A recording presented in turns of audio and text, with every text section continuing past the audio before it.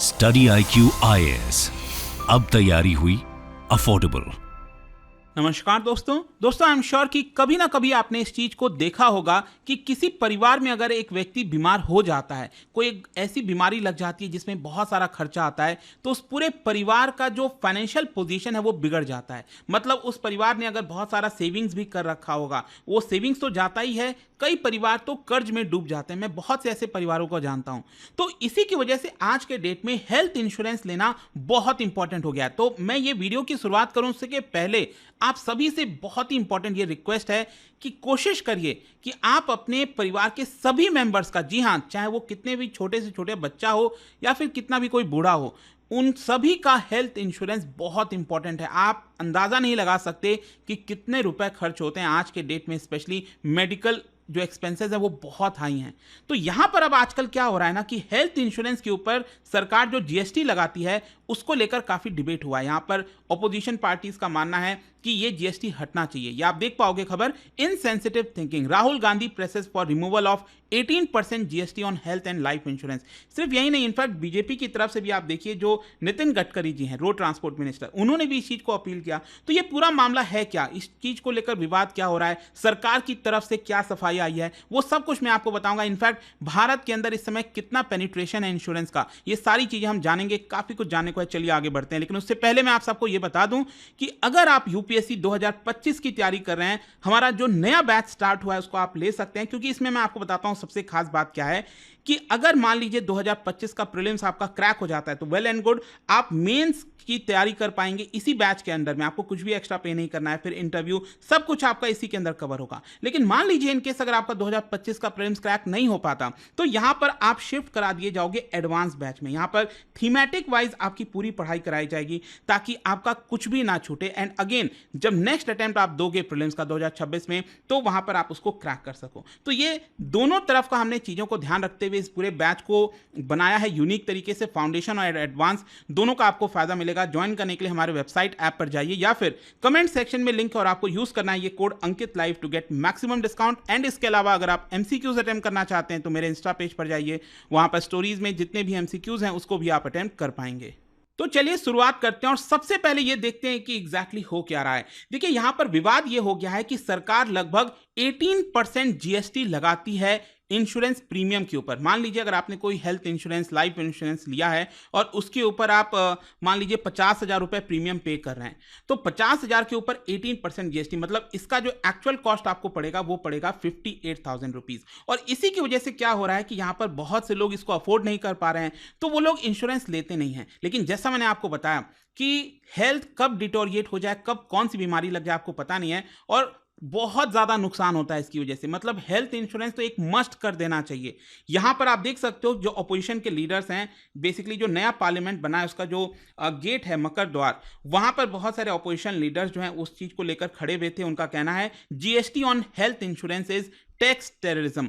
Although सरकार की तरफ से निर्मला सीतारमण जी का बयान आया, उन्होंने कहा कि ऑपोजिशन एक तरह से ड्रामा क्रिएट कर रहा है, क्योंकि पहले भी जो टैक्स है वो लगता आ रहा था, पहले इस चीज को सवाल खड़ा नहीं किया गया। तो यहां पर इस चीज को लेकर हम सोच विचार करेंगे, ऐसा सरकार का कहना है। लेकिन आप देख सकते हो अगेन, तृणमूल कांग्रेस के जो एमपी हैं डेरेन ओब्रायक, उन सभी का मानना है कि यहां पर जो हेल्थ इंश्योरेंस है उसके ऊपर जीएसटी अगर सरकार नहीं हटाती है तो हम सड़कों पर आएंगे, क्योंकि ये एंटी पीपल टैक्स है। सिर्फ यही नहीं, यहां पर बीजेपी की तरफ से भी अगर आप देखिए, जो नितिन गडकरी जी हैं, उन्होंने एक तरह से रिक्वेस्ट किया, उन्होंने एक लेटर लिखा फाइनेंस मिनिस्टर को और कहा कि देखिए यहां पर लाइफ और मेडिकल इंश्योरेंस के ऊपर जो प्रीमियम लगता है उसके ऊपर जीएसटी लगाना ये कहीं ना कहीं सही नहीं है, because it is like taxing the uncertainties of life. तो यहां पर आप प्लीज कोशिश करिए कि जो इंश्योरेंस प्रीमियम के ऊपर जीएसटी लगता है उसको कम किया जाए, हटाया जाए, क्योंकि इसकी वजह से जो पूरी इंडस्ट्री है उसका ग्रोथ कम हो जाता है, नहीं हो पाता ग्रोथ। खैर, यहां पर अब पहला क्वेश्चन यही आएगा कि जीएसटी कितना है हेल्थ लाइफ इंश्योरेंस के ऊपर। जो हेल्थ इंश्योरेंस, आपको पता ही होगा, हेल्थ इंश्योरेंस का सिंपल अर्थ होता है कि अगर आप बीमार पड़ते हो, हॉस्पिटल जाते हो, तो जो भी खर्चा आता है, और मान लीजिए आपका 5 लाख तक का प्रीमियम हो रखा है, मतलब 5 लाख तक का आपका इंश्योर्ड है, तो 5 लाख तक का आपको कुछ भी पेमेंट नहीं करना है, उसके ऊपर आएगा तो आपको पे करना पड़ेगा। वहीं लाइफ इंश्योरेंस क्या होता है, जैसे मान लीजिए अगर आपने 1 करोड़ का लाइफ इंश्योरेंस टर्म ले रखा है, इन केस किसी की व्यक्ति की मृत्यु हो जाती है तो उसके परिवार को ये 1 करोड़ रुपए मिल जाते हैं। तो ये बेसिक डिफरेंस है।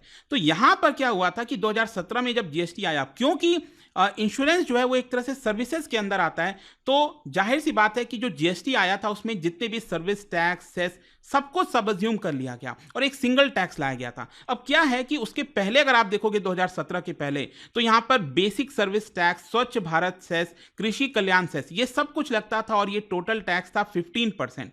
लेकिन क्या है, आपको पता ही होगा, जीएसटी जब आया तो इसमें 3 स्लैब रखे गए थे, तो यहां पर 12% एक था और एक 18% था। तो सरकार को कहीं ना कहीं डिसाइड करना था कि सरकार किधर जाएगी, 12% की तरफ या 18% की तरफ, क्योंकि पहले से भी 15% तो लग ही रहा था। तो सरकार ने एक तरह से 18% चुना। लेकिन यहां पर एक और चीज समझना है, ये डायरेक्टली सेंट्रल गवर्नमेंट का फैसला नहीं होता, बेसिकली जो जीएसटी काउंसिल है वो डिसाइड करती है। तो यहां पर अगर आप देखोगे तो जो इंक्रीज हुआ है जीएसटी की वजह से, क्योंकि पहले 15% था और अगेन 3% इंक्रीज होना कोई छोटा मोटा नहीं होता है, अच्छा खासा है। तो इसकी वजह से ऐसा कई लोगों का मानना है कि लोग यहां पर प्रीमियम नहीं भर पा रहे हैं और कई लोग तो अपना रिन्यू भी नहीं करते, ऐसा कह रहे हैं लोग। और यही सेम चीज इंश्योरेंस पॉलिसीज, जो टर्म इंश्योरेंस पॉलिसीज होता है, उसके ऊपर भी लागू हो रहा है। तो इसकी वजह से सरकार ने कहा है कि हम इस चीज को एक्नॉलेज कर रहे हैं और इसके ऊपर सोच विचार करेंगे। खैर, यहां पर जो जस्टिफिकेशन दिया जाता है कि टैक्स लगाना पड़ेगा, तो देखो सरकार ये कह रही है कि देखिए, जब ऑपोजिशन इस मुद्दे को उठा रहा था कि सरकार जीएसटी कैसे लगा सकती है, तो निर्मला सीतारमण जी ने कहा कि देखिए, ये डिसीजन होता है जीएसटी काउंसिल का, और जीएसटी काउंसिल में अगर आप देखोगे तो सेंट्रल गवर्नमेंट का जो वोट होता है वो होता है 1/3 और बाकी का 2/3 वोट होता है स्टेट गवर्नमेंट के पास। तो यहां पर क्या है कि आप राज्यों में आपकी भी सरकार है, तो अगर आपको लगता है कि जीएसटी ना लगे तो आप राज्य सरकार से बोलिए अपने, वो जीएसटी काउंसिल में जब कहेंगे, प्रस्ताव रखेंगे कि ये हटना चाहिए जीएसटी, तब उसके ऊपर वोटिंग होके हटा दिया जाएगा अगर ऐसा लगता है तो ये सरकार अपनी तरफ से सफाई दे रही थी। वैसे मैं आपको बता दूं कि सरकार को काफी सारा रेवेन्यू आता है जो जीएसटी लगाती है इंश्योरेंस के ऊपर। आप देख सकते हो कि पिछले 3 फाइनेंशियल ईयर में 21,000 करोड़ से ज्यादा जो है सरकार के पास आए हैं, कोई छोटा अमाउंट नहीं है। और जो लोग री इशू करते हैं हेल्थ पॉलिसीज, उसकी वजह से भी 3200 करोड़ रुपए सरकार के पास आए हैं। तो इंश्योरेंस जो पॉलिसीज होता है वो एक तरह से जब आप लेते हो तो उसमें आपको कुछ टैक्स बेनिफिट भी मिलता है। आपको पता होगा, अंडर जो इनकम टैक्स एक्ट 1961 है, उसमें सेक्शन 80C और 80D के तहत, जैसे मान लीजिए अगर आपने 50,000 रुपए का प्रीमियम भरा, तो 50,000 तो आपकी इनकम थी, वो आपने इनकम अपना इंश्योरेंस में लगा दिया, तो इसके ऊपर आपको इनकम टैक्स देने की जरूरत नहीं है। तो आपका जो इनकम टैक्स है एक तरह से थोड़ा सा कम हो जाता है, तो वो बेनिफिट एक तरह से सरकार देती है। दोस्तों, क्या आप स्टॉक मार्केट में इन्वेस्ट करना चाहते हैं लेकिन आपके पास सही गाइडेंस नहीं है, तो स्टडी आईक्यू लाया है एक ऐसा कोर्स जहां पर बेसिक से लेकर एडवांस तक की पूरी पढ़ाई हमारे सेबी रजिस्टर्ड एक्सपर्ट के द्वारा कराई जाएगी, ताकि सही तरीके से आप स्टॉक मार्केट में इन्वेस्ट कर सकें। ज्वाइन करने के लिए इसका जो लिंक है वो कमेंट में दिया हुआ है, वहां पर जाकर आपको यूज करना है ये कोड अंकित लाइव, ताकि आप मैक्सिमम डिस्काउंट इस पूरे कोर्स पे ले सकें। खैर, यहां पर अगर आप देखोगे जो आर्ग्यूमेंट्स दिए जाते हैं फॉर विड्रॉइंग जीएसटी, मतलब जो लोगों का कहना है कि जीएसटी विड्रॉ होना चाहिए, वो क्या कह रहे हैं। देखिए, उनका ये मानना है कि पिछले कुछ वर्षों से अगर आप देखोगे तो यहां पर कुछ पब्लिक सेक्टर जो इंश्योरेंस कंपनी हैं, उन्होंने करीब करीब अपना प्रीमियम 50% तक बढ़ाया है। मतलब पहले अगर मान लो प्रीमियम 20,000 था इंश्योरेंस का, तो उसको बढ़ाकर करीब 35-40 हजार रुपए कर दिया है, जिसकी वजह से लोग यहां पर इंश्योरेंस ऑलरेडी नहीं ले पा रहे हैं और फर्दर उसके ऊपर जीएसटी लगता है तो और महंगा पड़ जाता है लोगों के लिए। तो लोगों का ऐसा मानना है, एक्सपर्ट्स का ऐसा मानना है कि ये जीएसटी हटा देना चाहिए या फिर बहुत कम कर देना चाहिए। इनफैक्ट यहां पर जो एक कॉन्फेडरेशन है, ग्रुप है, उनका मानना है कि पूरे दुनिया में अगर आप देखोगे सबसे ज्यादा जीएसटी इंश्योरेंस के ऊपर भारत के अंदर ही लगता है। और ये जो गोल है IRDAI का जो रेगुलेटर है कि इंश्योरेंस फॉर ऑल बाय 2047, इसको अगर हमें अचीव करना है तो जीएसटी में गिरावट करनी पड़ेगी या फिर उसको हटाना पड़ेगा।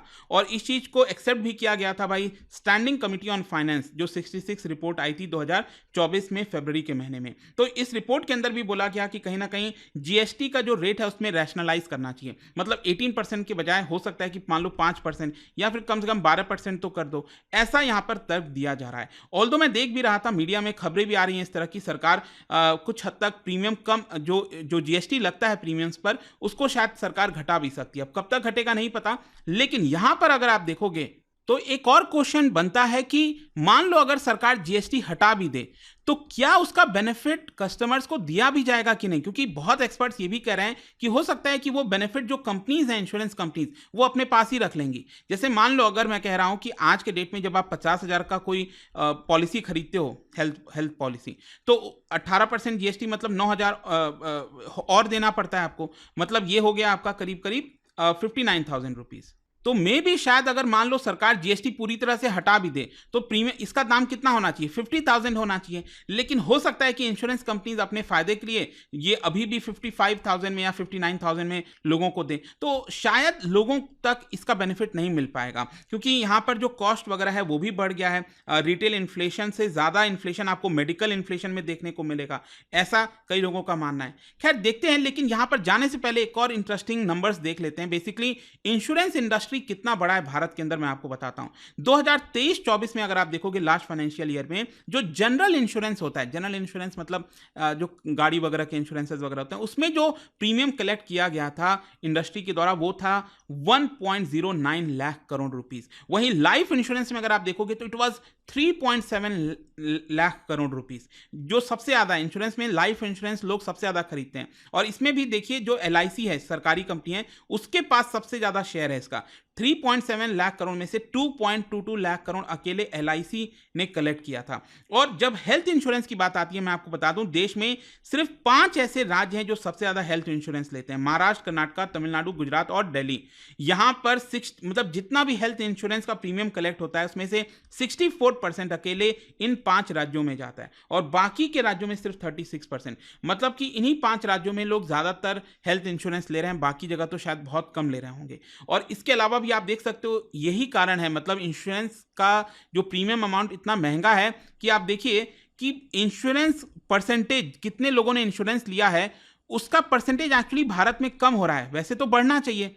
आप देख सकते हैं कि भारत में 2021-22 में 3.2% लोगों ने लाइफ इंश्योरेंस लिया हुआ था, लेकिन यह गिरकर अभी हो गया है 3%।